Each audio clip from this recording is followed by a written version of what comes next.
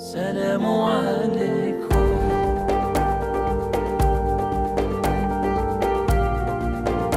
Dan pada hari ini tema mengenal Allah lebih dekat poin kedua akan dijelaskan oleh Bapak Agus Mustafa secara lebih terperinci dan gamblang. Baiklah, jika Bapak Ibu para jamaah ingin tahu buku beliau yang mana sih yang terkait dengan tema kita kali ini, mengenal Allah lebih dekat, Bapak Ibu bisa membaca buku Menyelam ke Samudra Jiwa dan Ruh, itu buku kelima ya. Terus Bersatu dengan Allah, buku ke-6 beliau, dan buku Segalanya Satu, insya Allah itu buku ke-40.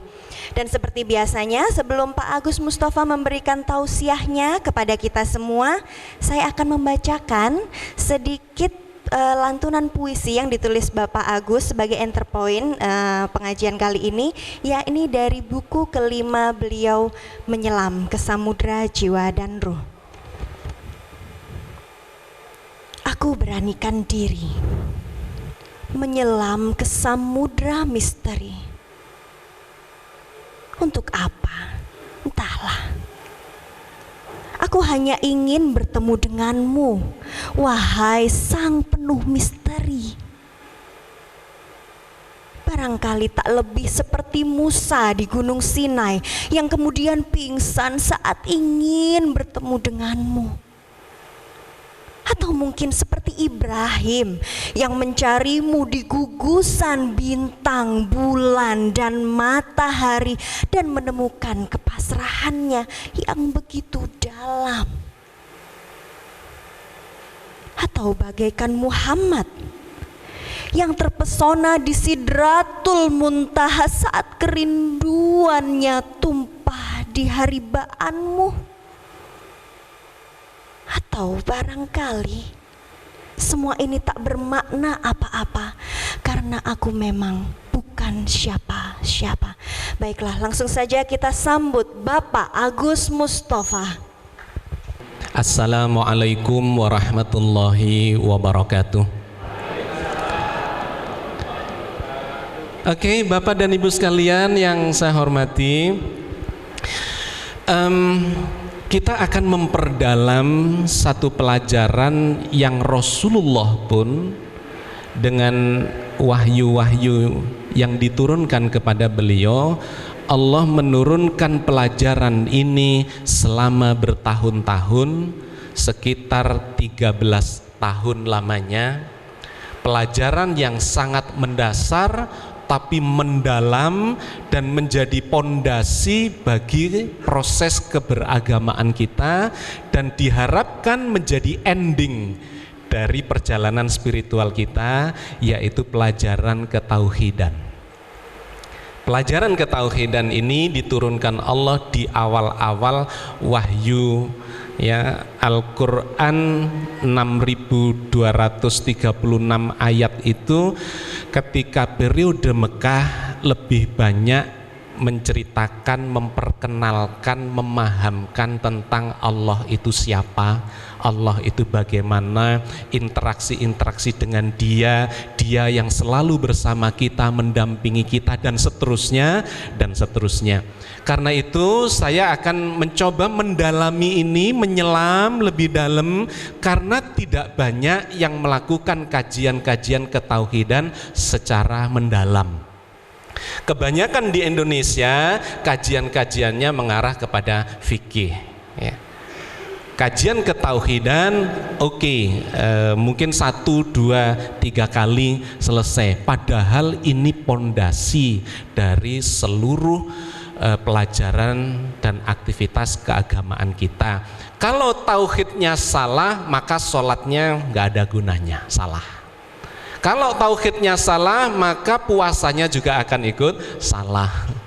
Kalau tauhidnya salah, maka seluruh ibadah kita tidak ada gunanya, karena berarti kita tidak beribadah kepada Dia secara benar, melainkan ibadahnya dikarenakan hal-hal yang bukan Allah.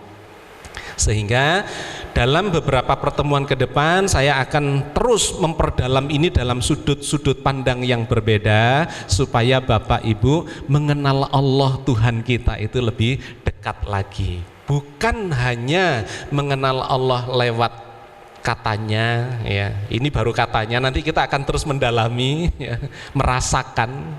Karena Allah itu hadir bersama kita dan harus kita rasakan, bukan cuma dibahas. Nanti kita ngarahnya ke sana, tetapi kita harus memahamkan terlebih dahulu. Karena itu di pertemuan yang ketiga ini, ya, kita akan membahas mengenal Allah lebih dekat, ya. Yang kedua, karena yang kemarin di pertemuan kedua kita sudah membahas ini dalam sudut pandang angle yang mungkin sedikit berbeda. Kita akan menuju yang namanya ma'rifatullah. Ya, dalam pembahasan tentang tasawuf, ma'rifatullah ini merupakan puncak dari proses spiritualitas seseorang. Kalau di dalam tasawuf dibagi menjadi 4. Ya, ini sebetulnya adalah pelajaran atau pentahapan yang diberikan oleh guru-guru tasawuf. Katanya pelajaran yang paling dasar adalah pelajaran yang terkait dengan syariat, tata cara. Sholat itu bagaimana tata caranya? Takbiratul ihram sampai salam, tata caranya. Ini wajib, ini halal, ini haram, ini mubah, gitu-gitu ya yang dibahas. Itu adalah pelajaran syariat. Apakah perlu? Sangat perlu. Karena kalau caranya salah, maka hasilnya juga akan salah. Jadi janganlah kita ini hanya berorientasi kepada hasil. Islam mengajarkan cara itu harus dipelajari dengan baik. Kalau Anda ingin membuat besi magnet, caranya adalah dengan menggosok besi biasa dengan magnet permanen. Tapi kalau menggosoknya salah, itu nggak jadi magnet besi biasa itu.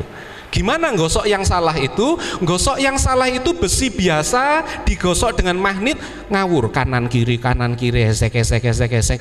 Berapa ribu kali pun Anda menggosok batang besi itu, dia tidak akan menjadi magnet. Bagaimana caranya supaya itu menjadi magnet? Harus digosok searah.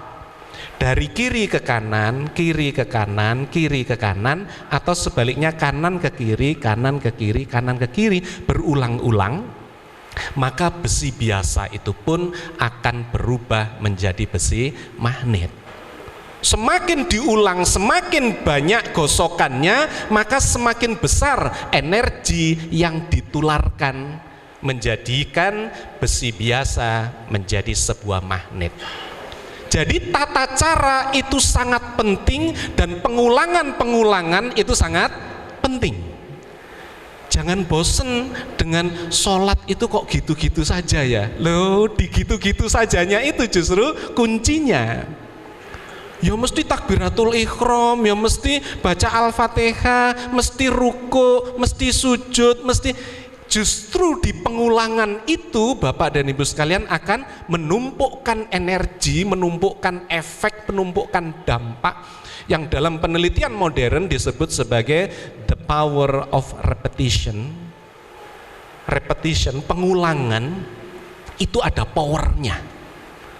Jadi kalau batu itu ditetesi air cuma sekali, nggak lubang dia. Tapi kalau batu itu ditetesi air ya setetes, kalah keras dia dengan batu, tetapi ditetesi 1000 kali, 10.000 kali, 1.000.000 kali, lubang itu batu. Jangan mengabaikan, meremehkan pengulangan. Pengulangan itu penting. Dalam pelatihan-pelatihan digambarkan kalau seseorang itu mengulang sesuatu perbuatan sampai 10.000 kali, maka orang itu akan mendapatkan skill, mendapatkan kebiasaan yang grade-nya menjadi skill. Jadi pengulangan itu sangat penting. Bapak dan Ibu sekalian yang saya hormati, tata cara itu adalah penting. Jadi syariat itu adalah penting. Jangan kemudian karena kita belajar tasawuf, syariat itu nggak perlu, salah besar. Ada orang belajar tasawuf, belajar tarekat, ya, kemudian mengabaikan syariat, itu salah besar. Jadi Rasulullah sendiri tidak pernah meninggalkan syariat. Tetapi jangan berhenti hanya di syariat. Kalau kita hanya berhenti di syariat, maka kita tidak mendapatkan dampak-dampak yang lebih besar. Apa setelah syariat itu? Setelah syariat itu adalah ada yang meletakkan hakikat itu di nomor 2, ada yang meletakkan tarekat itu di nomor 2. Saya lebih suka menempatkan hakikat itu di nomor 2. Kalau Anda belajar sholat, tata caranya sudah benar, belajar zikir, tata caranya sudah benar, belajar ibadah-ibadah, tata caranya sudah benar, maka Anda harus belajar maknanya, hakikatnya, substansinya. Kenapa kok kita harus berucap Allahu Akbar? Kenapa kok ada Al-Fatihah? Itu apa maksudnya? Perasaan kita bagaimana saat membaca Allahu Akbar itu? Bagaimana rasanya saat bersujud Subhanallah itu? Bagaimana rasanya saat membaca Allahu Maghfir? Dan seterusnya, itu ada rasanya pada orang-orang yang mempelajari hakikat. Jangan berhenti hanya pada syariat.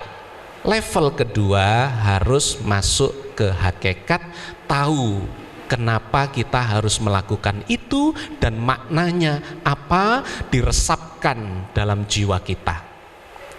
Level yang ketiga adalah tarikat, ya. Thariqah itu jalan, pembiasaan, membiasakan diri. Ini yang saya sebut tadi, the power of repetition. Zikirnya bukan cuma 3 kali, tapi 10 kali, tapi 100 kali, 1000 kali. Membiasakan, tapi jangan terjebak kepada syariat. Wis pokoknya ping 1000. Nah, lain lagi masalahnya.